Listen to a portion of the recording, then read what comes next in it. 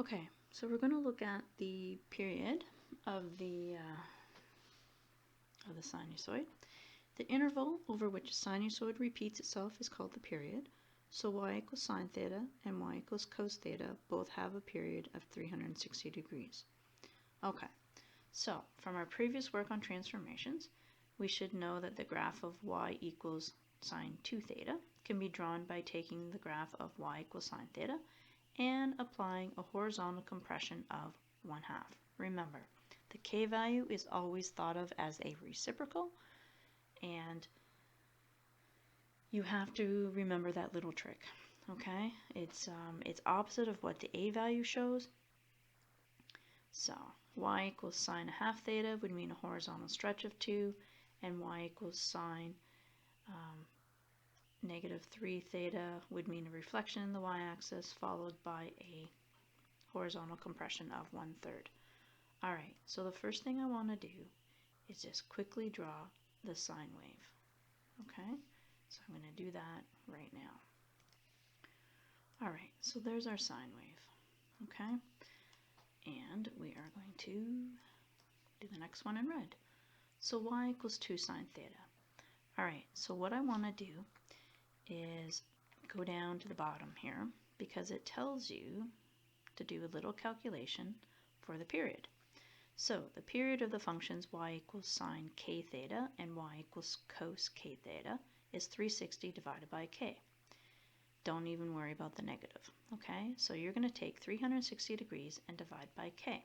So let's look at what y equals sine 2 theta will give us. All right, so if you substitute the 2 into the k, into the formula, then you've got 360 divided by 2, so your period, the P stands for period, your period length is going to be 180 degrees. So what does that translate to? All right, let's look at this graph. Okay, I'm just going to slide this over. All right, one complete wave takes 360 degrees. Now we're saying that one complete wave will take 180 degrees. All right, so let's look at how this wave is broken up. Halfway between the beginning and the end, it hits the theta axis again because we have 3 zeros here, here, and here. So in any length of a wave, it's always going to hit halfway in between. So halfway, if you look at half of the graph from 0 to 180 degrees, at its halfway point, it hits the high point. And if you look at the latter half of the wave, it hits its low point. Having issues talking today, sorry. All right, so if you think of this, it can be built in quarters, right? It goes up, back down, back up.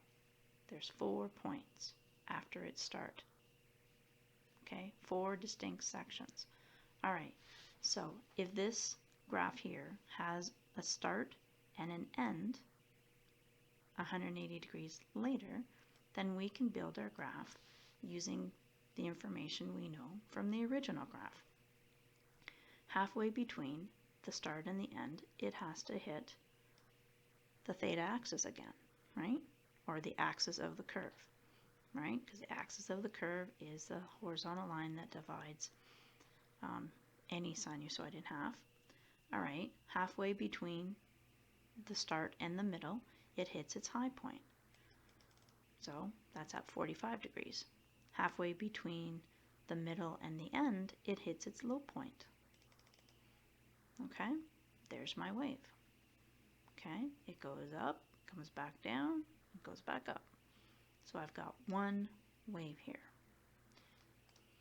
Now, I can use these points and transfer them so that I get this wave repeated. Well, it's going to be repeated 4 different times, because if you think about it, I can fit another wave in here. If I do this, right, it has to start and end between 180 degrees. That's halfway between the start and the end. This is halfway between the start and the middle, and from the middle to the end, that's halfway as well. So I've got that. So I'm going to use that structure, and I'm going to build the graph on the other side. Okay, so there's my full wave. And you can see that there's 4 complete waves. All right, let's look at the next one here. Y equals sine a half theta. All right, so let's just go down, find out what the period length is, because that's really what we're dealing with right now. Okay, so if I substitute a half in for k, then I've got 360 divided by half, which means 360 times its reciprocal, or 360 times 2 over 1. So my period length is now 720 degrees. So it's going to take the entire space of this graph to do one complete wave. And again, we have to start at 0, 0. So looking at how this is based, the first half of the wave is going to take 360 degrees.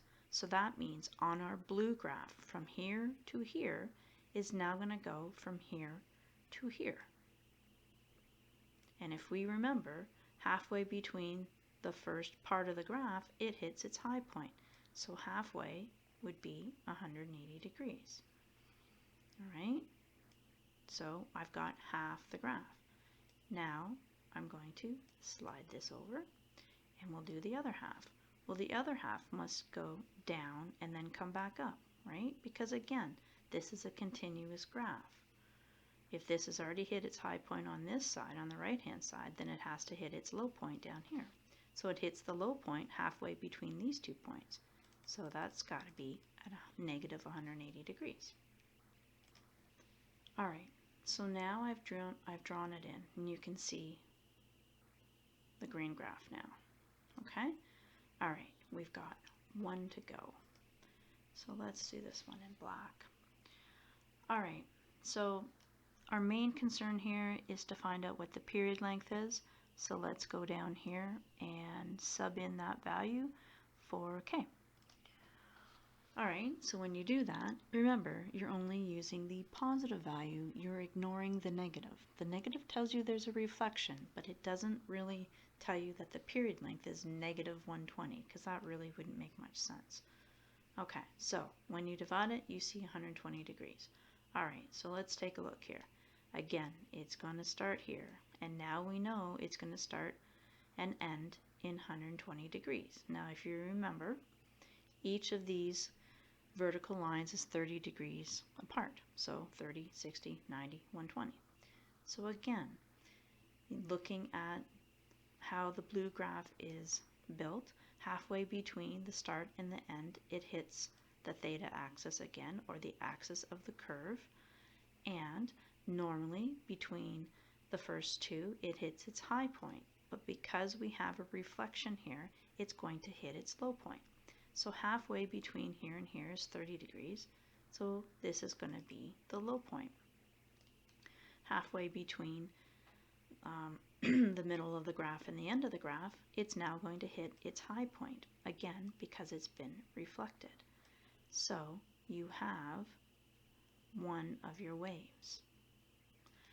Again, if you use those points and you mimic them all the way across your graph, you've got a point on every vertical line. Okay, so you can actually plot your points pretty quickly and construct your graph. Okay, now if you see what I've done here, I can get 2 more waves on this side, which means I'm going to create 3 waves over here. And again, you can still do this fairly fast, okay, because you've got a point on every vertical line. You just keep going up or down, okay? All right, so you can see what it looks like. Black stands out quite well, but I've got my 3 complete waves on that side and my 3 complete waves on this side. Again, I realize it's a little rough. Basically, what I'm looking for is where you've put your dots. So please mark them. You know, I don't want huge dots, but make sure I can see them. Okay, and you're going to have to label really well. So I gave you kind of an example when I did the original handout.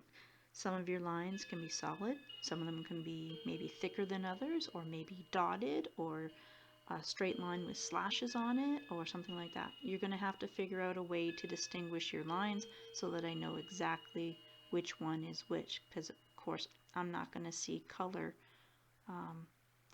unless you're, sending your documents through a colored photocopier or a colored printer, I guess.